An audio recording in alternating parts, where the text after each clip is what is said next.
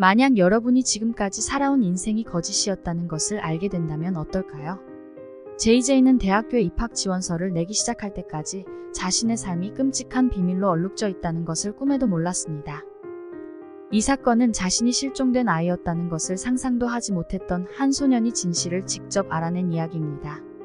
이 모든 일은 JJ가 17살이 되던 해 2015년에 대학을 지원하면서 시작됩니다.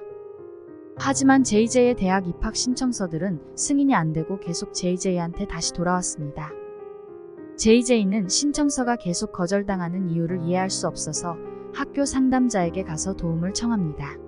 상담자와 JJ는 그의 이름과 사회보장번호가 일치하지 않는다는 것을 발견하게 됩니다. 이것은 정말 이해할 수 없는 일이었고 두 사람은 원인을 규명하기 위해 애씁니다.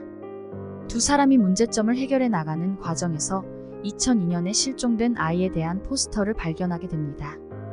그리고 그 포스터 속의 남자아이는 JJ의 어렸을 때 모습과 너무 닮아서 그들은 놀라게 됩니다.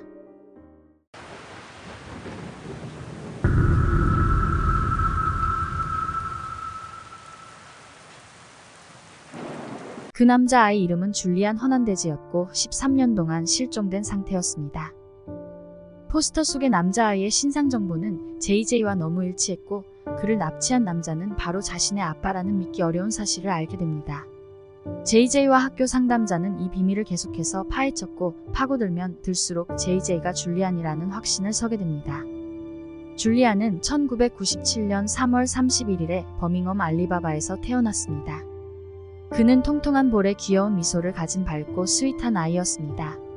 그는 낚시 가는 것과 영화 보는 것 그리고 척키치즈에서 먹는 것을 좋아하는 아주 평범한 아이였습니다.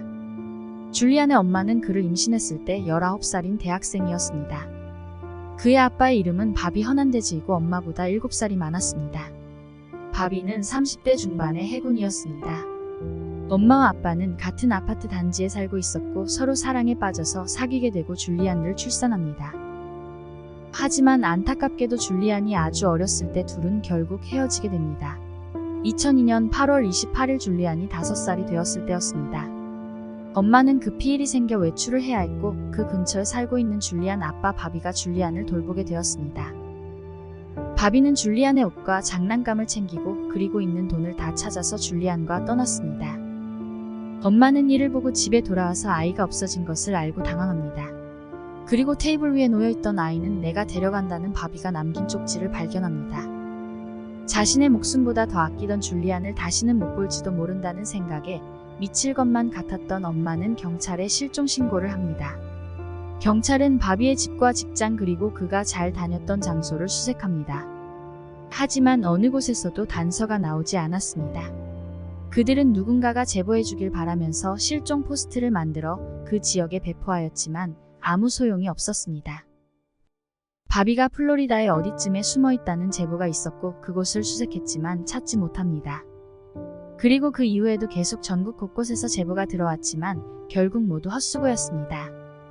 몇 년이 지나도 찾을 수 없었고 절망적인 엄마는 다시는 그녀의 아들을 볼 수 없을 거라는 생각에 우울해졌습니다. 그래도 포기하지 않고 몇 년 후에 줄리안과 바비의 얼굴 이미지를 나이에 맞게 변환한 새로운 포스터를 발부합니다. 한편 줄리안은 JJ라는 이름으로 그리고 아빠 바비는 조나단이라는 이름으로 바꿔서 다른 주에서 살고 있었습니다. 아빠는 줄리안에게 엄마는 너를 버리고 도망갔다고 말했고 그래서 그는 자신을 버린 엄마를 원망을 했지만 그래도 나름 평범한 유년 시절을 보냈습니다. 줄리안은 공부를 잘해서 성적도 좋았으며 운동도 잘해서 친구들한테 인기도 많았습니다.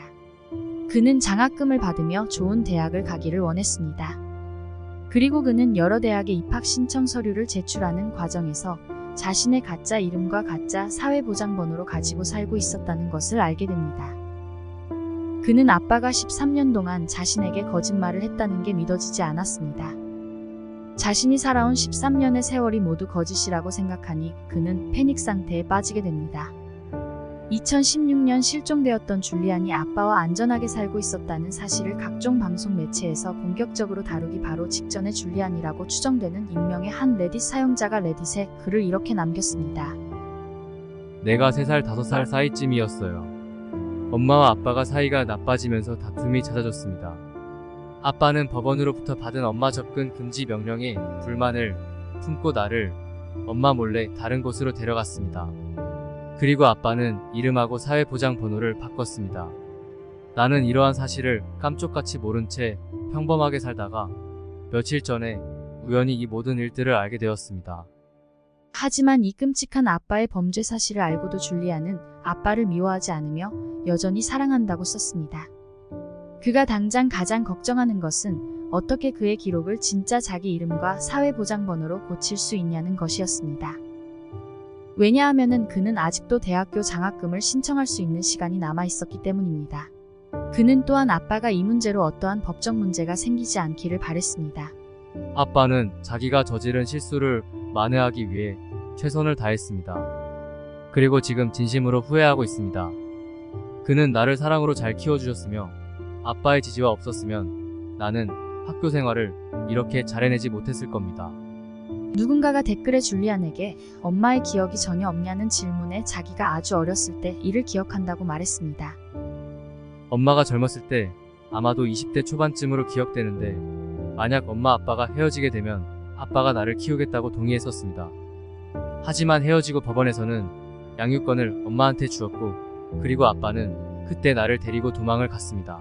레딧에 올려진 줄리안의 글은 없어졌고 그 글을 남긴 사람이 진짜 줄리안인지 확인할 방법은 없어졌습니다. 줄리안 아빠 바비는 납치 및 공문서를 조작 위조 등등의 몇 가지 혐의로 기소됩니다. 줄리안의 엄마는 희망을 가졌다가 실망한 적이 너무 많았기 때문에 아들이 발견되었다는 사실을 듣고 믿을 수 없었습니다. 그리고 그녀는 이번에는 진짜라는 사실에 너무 기뻐하며 이렇게 말했습니다. 우리 가족은 줄리안을 찾았고 그가 안전하다는 사실을 알고 무척 기뻐하고 있습니다. 지금까지 줄리안의 실종에 걱정과 위로를 해주신 모든 분들께 감사드립니다. 법정에서 검사는 바비가 엄마 몰래 아이를 납치했을 뿐만이 아니라 줄리안한테 엄마가 그들을 버리고 도망갔다고 말하며 13년 동안 줄리안이 아픔을 안고 살게 한 사기꾼이라고 공격했습니다. 검사는 바비가 줄리안 엄마한테 만약 당신이 헤어지길 원한다면 아이를 뺏겠다고 엄마를 협박했습니다. 그리고 실제로 엄마로부터 아들을 빼앗고 도망간 납치 혐의로 중형을 선고받아야 한다고 주장했습니다. 이 사건은 화제가 되었고 각종 방송 매체에서 앞다퉈 취재를 하기 위해 몰려왔지만 자신의 모습을 노출시키지 말라고 요청했습니다. 그녀의 변호사는 줄리안의 엄마를 대신해서 줄리안이 실종되고 그녀가 얼마나 힘들었는지에 대한 편지를 읽습니다. 처음에는 줄리안이 완전히 사라졌을 거라고 생각하지 못했습니다.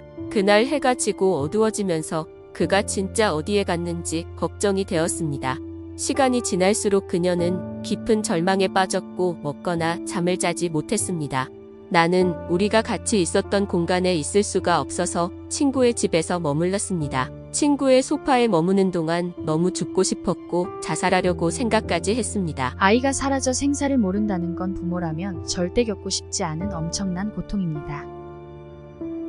그리고 줄리안의 외할머니는 바비에 대해 이렇게 말했습니다. 바비는 화가 많고 남을 조종하며 복수심에 꽉 찬 사람이었습니다. 바비는 줄리안 엄마가 헤어지자고 하자 복수하려고 줄리안을 납치한 겁니다. 이런 행동들로 바비는 좋은 아빠가 아니라는 것을 알 수 있습니다. 그리고 외할머니는 그들이 줄리안을 잃고 겪었던 고통만큼 바비한테 긴 형량을 선고해 주길 판사한테 간곡하게 부탁했습니다. 줄리안이 증인석에 섰을 때 그는 아빠를 감옥에 보내지 말라고 법정에서 호소합니다. 우리 아빠는 좋은 아빠입니다. 그리고 저는 그가 저지른 일들을 이미 용서했습니다. 비록 모두가 아빠가 엄마하고 나한테 저지른 행동들에 대해 손가락질하고 비록 이러한 일들은 용서받지 못할 일이라고 해도 저는 아빠가 아빠로서 저한테 좋은 일도 많이 했다고 생각합니다. 그는 만약 아빠가 감옥에 간다면 내가 엄마랑 떨어질 때 느꼈던 고통보다 더 괴로울 거라고 말했습니다. 맞아요. 엄마 없이 지낸 시간은 많이 힘들었어요. 하지만 아빠가 감옥에 간다면 나는 더한 고통을 느끼게 될 겁니다. 그리고 판사는 줄리안한테 아빠가 엄마에 대해 말한 적이 있는지 물었습니다.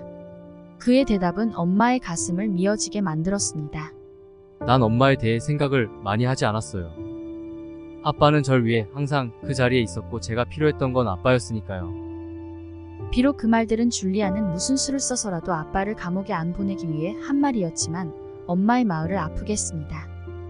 바비한테 대변한 시간이 주어졌을 때 바비는 눈물을 흘리며 줄리안하고 그동안 자신 때문에 고통을 겪어야 했던 줄리안 엄마한테 사과를 했습니다. 보통은 이런 경우에는 최소한 징역 54년을 선고를 하는데 판사는 바비한테 징역 4년 그리고 5년의 보관차를 명령했습니다. 그의 형을 선고하기 전에 판사는 그가 저지른 범죄는 엄마한테는 악몽과 같았을 거라고 말했습니다. 그 재판 이후 줄리안은 엄마랑 같이 살게 되었습니다. 그들이 행복하게 살기를 바랍니다.